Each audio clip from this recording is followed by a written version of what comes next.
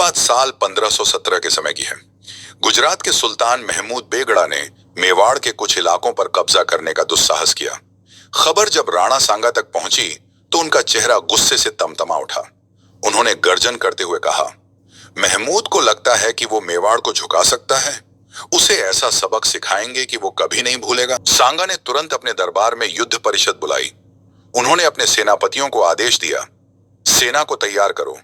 यह सिर्फ युद्ध नहीं, हमारी अस्मिता और सम्मान की लड़ाई है। हर सैनिक को यह समझना होगा कि हमारी हार मेवाड़ की आत्मा पर आघात होगी। जल्द ही मेवाड़ की सेना युद्ध के लिए निकल पड़ी। घोड़ों की टापों से धरती गूंजने लगी।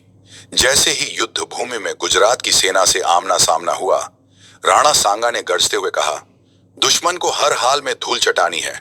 पीछे हटने का मतलब मौत होगी। युद्ध शुरू हुआ। दुश्मन की सेना तीरों की बौछार कर रही थी, पर मेवाड़ी सैनिक ढालों से उन्हें रोकते हुए आगे बढ़ रहे थे। राणा सांगा खुद सबसे आगे थे। उनकी तलवार दुश्मन पर बिजली की तरह गिर रही थी। उनके हर वार से सुल्तान की सेना के सैनिक पीछे हटने लगे। सांगा ने दहाड़ते हुए कहा, महमूद, यही तुम्हारी हिम्मत है? मेवाड़ को झुकाने की सोच भी कैसे ली? उनकी इस हुंकार से मेवाड़ी सैनिकों में जोश भर गया। आखिरकार सुल्तान महमूद बेगड़ा की सेना हार मान गई और रणभूमि छोड़कर भाग खड़ी हुई। जीत के बाद राणा सांगा ने अपने सैनिकों को संबोधित करते हुए कहा, यह विजय मेवाड़ की वीरता और एकता का प्रतीक है।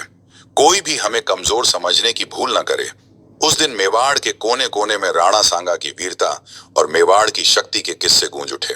हम आपको रोज कुछ न कुछ बेमिसाल जानकारी देंगे, इसलिए हमें लाइक और सब्सक्राइब करना न भूलें।